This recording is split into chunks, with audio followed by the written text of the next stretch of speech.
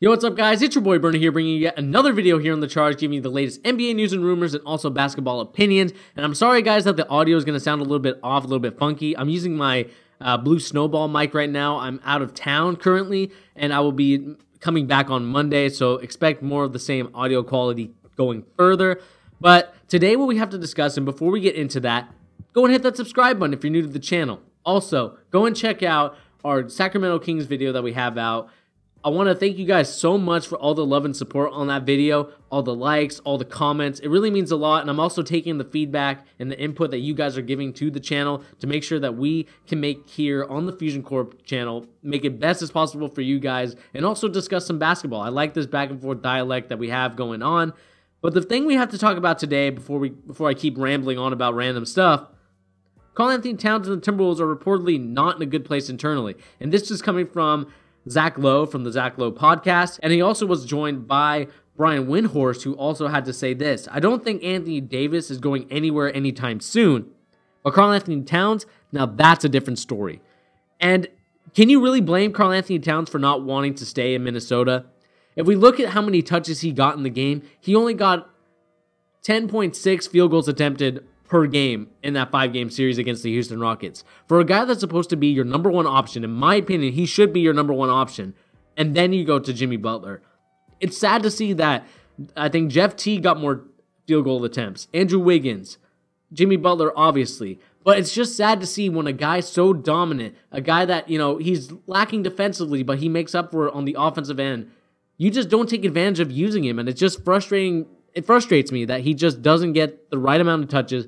A guy that averages 21 points a game is not getting the touches he needs to become a more efficient player on the basketball court to help you guys win playoff games. I mean, I criticize Tom Thibodeau for his offense, his lack of innovation, his lack of defensive ability. I mean, his defense was good for the 90s, but it's not good for today, where the three-pointer just reigns supreme. If you shoot more threes than your opponent, you're going to win the game.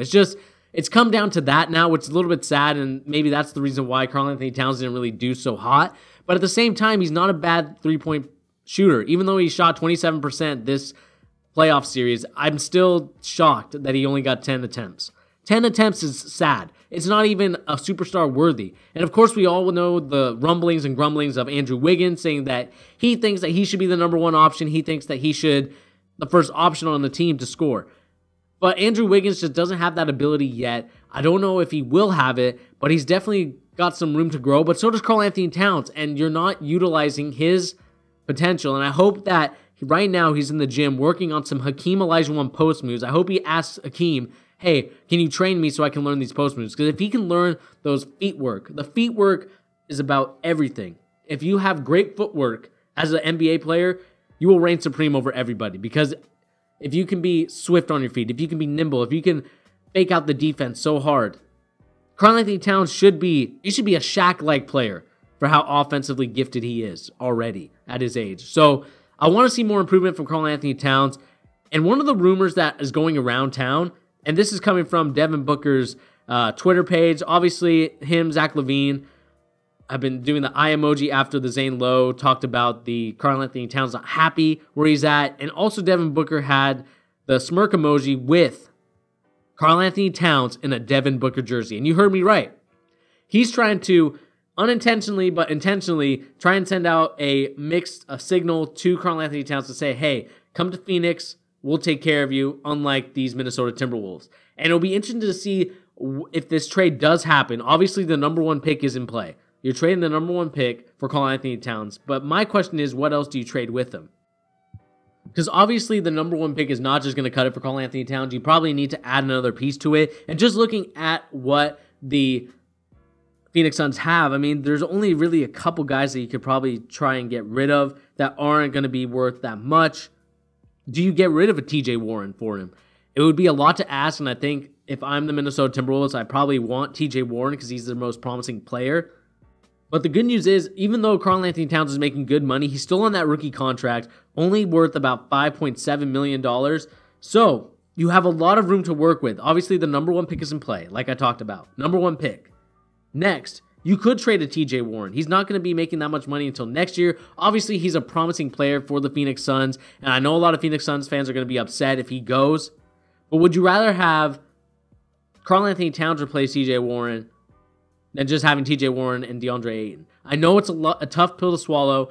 Obviously, the Phoenix Suns are more interested in getting DeAndre Ayton rather than Luka Doncic, which, I put out a video earlier talking about that situation with Luka Doncic. Go and check it out. But just looking at the roster here, you could get rid of players like Marquise Chris, Isaiah Cannon. Actually, he's going to be gone by next year, 2018, 2019, so that's not going to be put in play.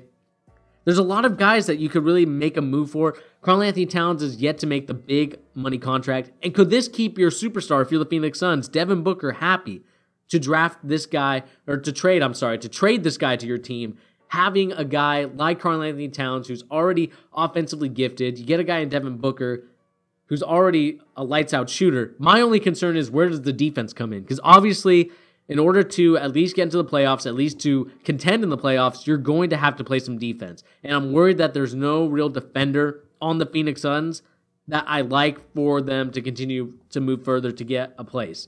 Obviously, Tyson Chandler is one of those guys, but he's old now. He's not the same they used to be in the Dallas Mavericks or when he was with the New Orleans Hornets when Chris Paul was there. So it's going to be a very interesting topic, a very interesting situation that we have to look out for.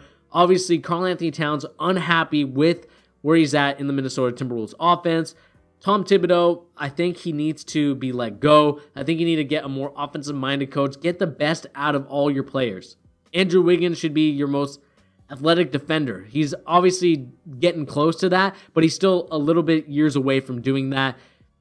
He's just not going to change the league. I know a lot of us thought that, Andrew Wiggins, why did the Cavs trade him? And they traded him for this reason. He was a good player, but he's not a great player. And to play with LeBron, to play with other guys, Andrew Wiggins has to be great. And even though I like Andrew Wiggins personally, I can understand the faults, and I can understand what he is and what he isn't.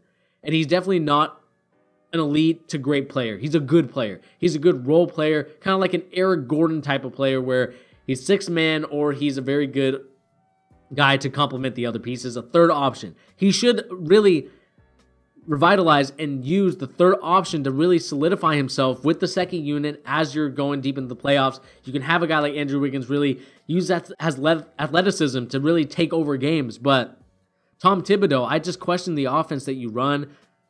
They need some help. I'm hoping that an offensive coach is probably going to be the next play for them, and it should be. You should get an offensive coach. You should get more offensive-minded type of coaches, because even though I love Tom Thibodeau's defensive tenacity and he was on that Boston Celtics team that won us a championship, you got to admit, when he had his Derrick Rose, when he had his Jimmy Butlers, he grinded them to the bone. And we saw how injured these players can get. And I think it's just about time that you kind of flip it and get a new coach. I don't want to see other guys get injured because of Tom Thibodeau's inability to create an offense for guys like Karl Anthony-Towns, for guys like Jimmy Butler that are more efficient. I mean, if you remember that winner go home game against the Denver Nuggets, it was a struggle for them to even get a shot off. It was just absolutely the most agonizing thing, and it went into overtime, and it was still so agonizing to see. And I'm sick and tired of Tom Thibodeau getting a pass when I think we should really be questioning why he didn't do better with this team. An eighth place finish is not good for this Minnesota Timberwolves team with a bunch of guys that are really good. I'm just interested to know what you guys think of this situation. Do you guys agree with me about what Tom Thibodeau is? Also, what do you think of the rumors of Karl Anthony-Towns potentially going to the Phoenix Suns in exchange for the #1 pick? I'd love to know your guys' opinions. Anyway, guys, this has been your boy Bernie here on The Charge, giving you the latest NBA news and rumors and also basketball opinions. I'll see you guys in the next video. Hit that subscribe button. Peace.